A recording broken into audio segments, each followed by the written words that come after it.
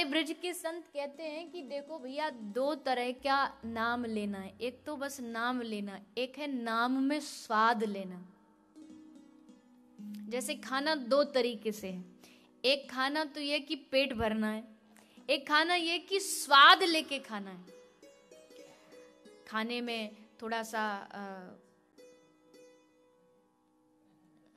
देखो, मैंने बोला नहीं, उससे पहले ही आने लगे सामग्री। थोड़ा भजिया भी होना चाहिए। पहले तो रोटी सब्जी दाल सब चलेगा, उसके बाद फिर धीरे धीरे पापड़ चाहिए, फिर अथाणु, छाछ और मिठाई। देखो अभी गए थे, भोजन का नाम सुनते ही आ गए। सारी चीज चाहिए, खट्टा भी चाहिए, मीठा भी चाहिए, थोड़ा मिर्ची वाला भी चाहिए, तीखा भी चाहिए।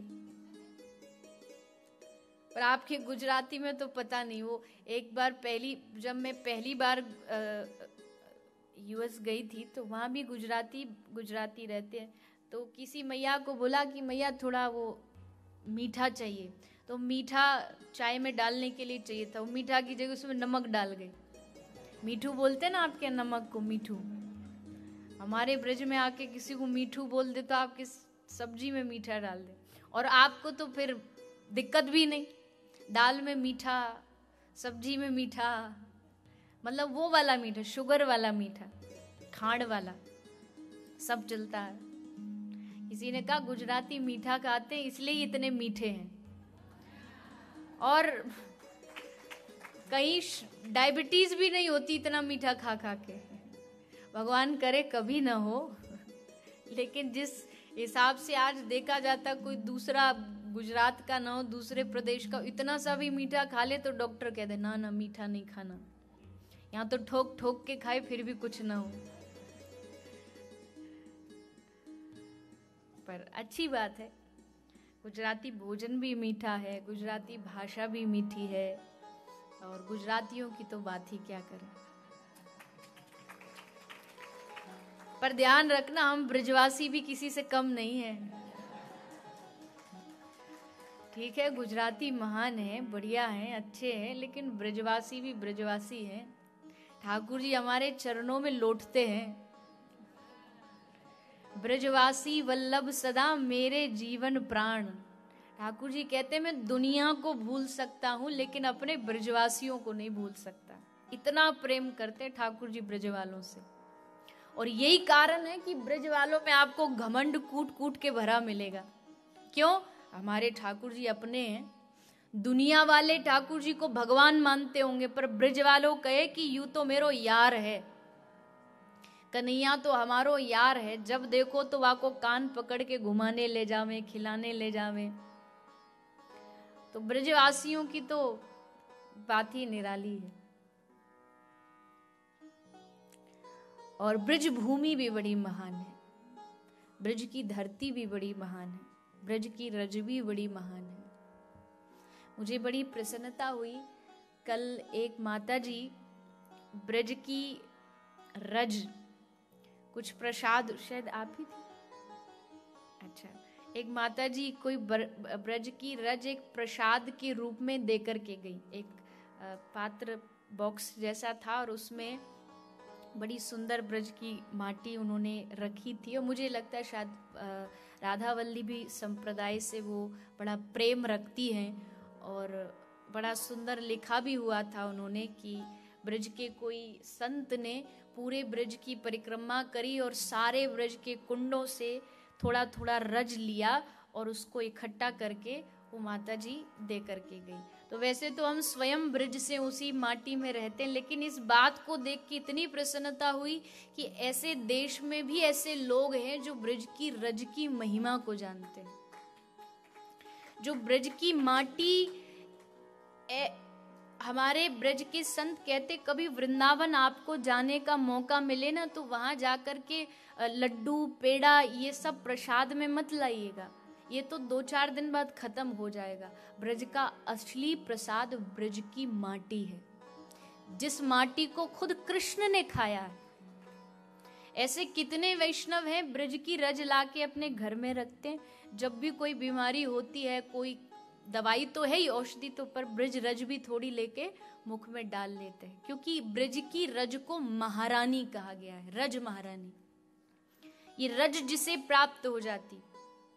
ब्रज में एक बाबा रहते थे, एकदम फक्कड़ बाबा, और आज भी ब्रज बाबाओं से, संतों से भरा पड़ा, एक से बढ़कर एक महात्मा, इतने दिल से, इतने प्रभु के प्रति समर्पित। एक बाबा अभी अभी मैंने सुना कि वृंदावन में रहते थे, 40 दिन तक कुटिया में वो ताला लगाकर 40 दिन तक बैठे रहे भीतर, न भोजन न पानी।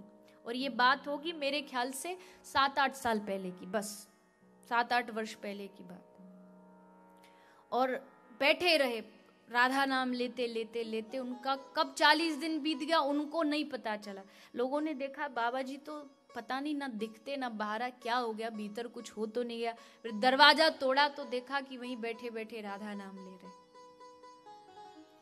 और फिर भी हम जैसे मूर्ख लोग कहते हैं कि आजकल समाज में अच्छे संत नहीं रहे, संतों पर आपत्तियां उठाते। ठीक है, अगर एक आध कोई गलत उदाहरण मिल जाता तो इसका अर्थ ये नहीं कि आप संपूर्ण संत समाज पर उंगली उठा दें।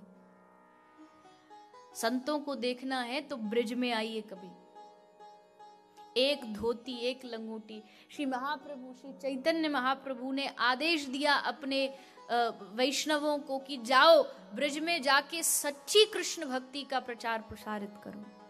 वो श्री सनातन गोस्वामी, वो रूप गोस्वामी जो इतना बड़ा पद छोड़ करके एक छोटा सा कपड़ा बांध सब त्याग करके वृंदावन आ गए।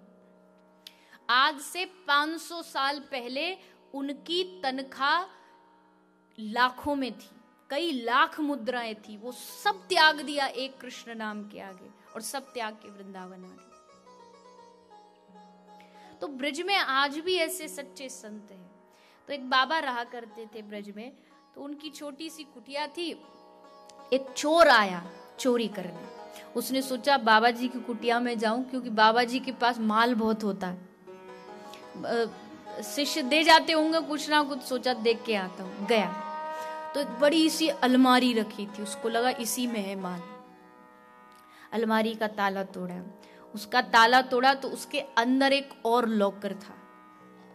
लॉकर का ताला उसने तोड़ा, उसके अंदर एक और छोटा सा बॉक्स ताला लगा हुआ रखा। समझ गया इसमें जरूर कोई बेशकीमती हीरा है।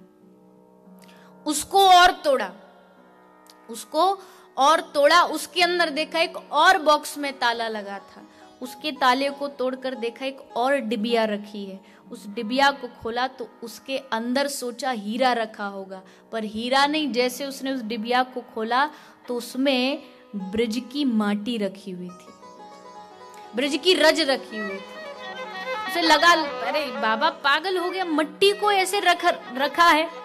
तो बाबा जी ये सब देख रहे थे। अब संत हृदय नवनीत समाना, सोचा बेचारे ने इतनी मेहनत करी, इतने ताले तोड़े, कुछ भी नहीं मिला। तो जो बाबा जी के पास थोड़ा बहुत कुछ झोला में पड़ा तो सुध दे दिया कि जा तू ये ले जा। बोला बाबा ये सब तो ठीक, पर तू ये बता तूने इतनी छोटी सी चीज को इतने तालों में रखा हुआ है। बाबा कहते तेरे लिए छोटी चीज होगी, लेकिन मेरे लिए ब्रज की माटी कई बेशकीमती हीरों से भी बढ़कर है। ये ब्रज की रज इससे बढ़कर और क्या हो सकता है। अकबर आया गोस्वामी श्री हित हरिवंश महाराज के पास, पूरा अपना वैभव दिखाने के लिए गोसाई जी के पास बड़े सारे धन लेकर के, बड़ी मणियां लेकर के आया, और उन मणियों में से एक बेशकीमती मणि गोसाई जी को दी। गोसाई जी ने देखा, इधर उधर देखा और उसको नीचे फेंक करके आगे चल दी। अकबर को बड़ी बेइज्जती महसूस हुई, मेरी इतनी कीमती मणि और बाबा ने फेंक दी ऐसी। उससे रहा नहीं गया, पूछा गोसाई जी मुझे ये बात अच्छी नहीं लगी, आपको नहीं लेनी थी तो ठीक है, पर आपने ये फेंक दी। मैं तो इतनी उत्साह से लाया था कि गोसाई जी को मणि दूंगा, इतनी बेशकीमती मणि आपको मिल जाए, ऐसा देने वाला आपको कहीं मिलेगा? तो गोसाई जी ने मुस्कुराते हुए कहा, अकबर, देने वाला तो फिर भी मिल जाएगा, पर तू अपने आप से पूछ, क्या इतनी बेशकीमती मणि न लेने वाला तुझे कोई मिलेगा? और तू मणि दिखाता है मुझे, आ इधर।